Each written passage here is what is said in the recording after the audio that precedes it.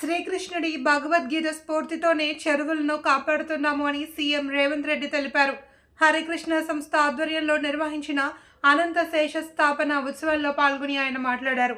ధర్మం గెలవాలి, అధర్మం బోడాలి అని శ్రీకృష్ణుడు బోధించాడు. అధర్మం బోడాలి అంటే యుద్ధం తప్పదన్న కృష్ణుడి మాటలే నాకు స్ఫూర్తి. అందుకే ఎంత ఒత్తిడి ఉన్నా వెనక్కి తగ్గకుండా అక్రమ నిర్మాణాలను కూల్చేస్తున్నామని స్పష్టం చేశారు. ఈ ప్రజలకు కోట్లాది మంది దాహార్తిని తీర్చే ఈ యొక్క చెరువులను శ్రీమంతులుగా గొప్ప వ్యక్తులుగా ఉన్న వాళ్ళు వాటి పక్కనే ఫామ్ హౌజ్ల పేరు నిర్మించుకొని వాళ్ళ డ్రైనేజ్ కాలువలు తీసుకెళ్ళి గండిపేటలో కలిపినారు. నేను ఇక్కడ వేదిక మీద ఉన్న పెద్దలతో పాటు ఇక్కడ వచ్చిన భక్తులను నేను ఒకటే మాట అడగదలుచుకున్నా.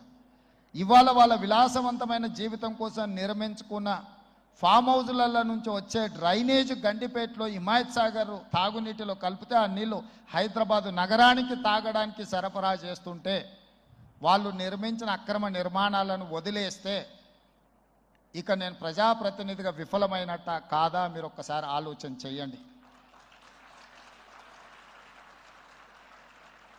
అందుకే ఒత్తిడి వచ్చినా మిత్రులకు ఫామ్ హౌజులు ఉన్నా ఏవి వదలకుండా హైడ్రా అనే ఒక సంస్థను ఏర్పాటు చేసి తెలియకుంటేనే ప్రజాప్రతినిధులం కొన్ని మన దినచర్యల్లో భాగంగా కొన్ని తప్పిదాలు చేస్తుంటాం. తప్పులు తెలవకుంటేనే కొన్ని తప్పులు జరిగిపోతుంటాయి.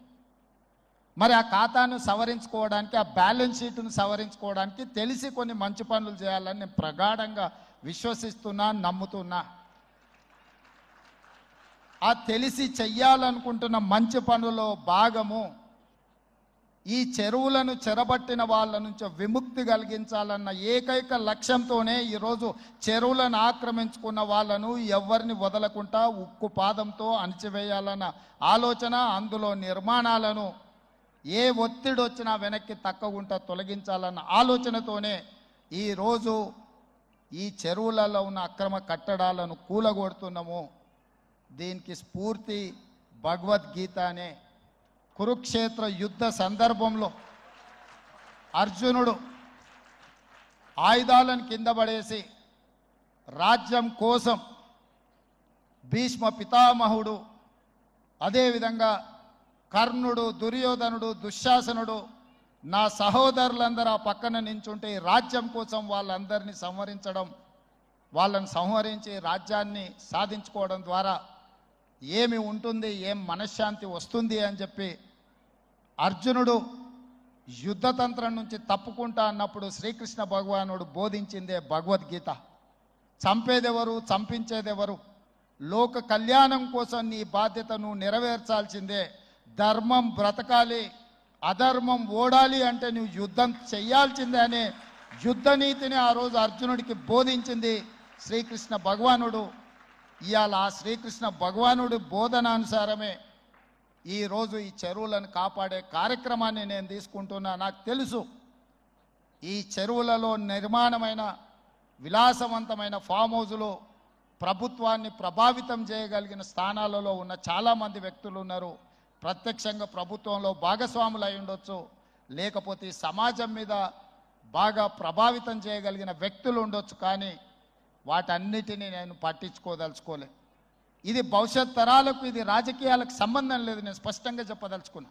రాజకీయాల కోసమో లేకపోతే రాజకీయ నాయకులను కొంతమందిని దృష్టిలో పెట్టుకొని చేపడుతున్న కార్యక్రమం కాదు ఇది. భవిష్యత్ తరాలకు, మన పిల్లలకు, వాళ్ళ పిల్లలకు వారసత్వంగా మనం అందించే సంపద ఈ సరస్సులు, ఈ నదులు, లేకపోతే ఈ రోజున్న ఈ చెరువులు. ఈ ప్రకృతి సంపదను మనం విధ్వంసం చేస్తే ప్రకృతి మన మీద కక్ష కడుతుంది. ప్రకృతి మన మీద ప్రకోపిస్తే మనం చెన్నైలో చూసినాం, అదేవిధంగా ఉత్తరాఖండ్లో చూసినాం, నిన్నగాక మొన్న వాయనాడు, మనం కేరళలో చూసినాం.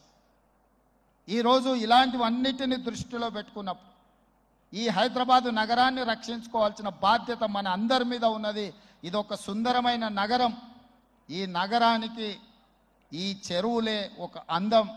ఈ చెరువులను కాపాడే బాధ్యత ఈ ప్రభుత్వం తీసుకుంటుంది. ఎవరు ఏమనుకున్నా, ఎవరు ఏ ఒత్తిడి తెచ్చినా వాటన్నిటిని పక్కన పెట్టి చెరువులను ఆక్రమించుకున్న వాళ్ళ భరతం పడుతుంది ఈ ప్రభుత్వం అని చెప్పి నేను ఈ సందర్భంగా తెలియదలుచుకున్నా. ఆనాడు కురుక్షేత్రంలో ధర్మం వైపు శ్రీకృష్ణుడు అర్జునుడు నిలబడ్డందుకే ఈరోజు ఆ ధర్మం అనేది కాపాడింది.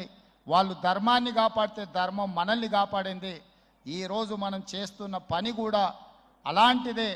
మీ అందరి సహకారం ఉండాలి. అదేవిధంగా నిర్వాహకులకు ఈరోజు విద్యకు సంబంధించి లక్షలాది మంది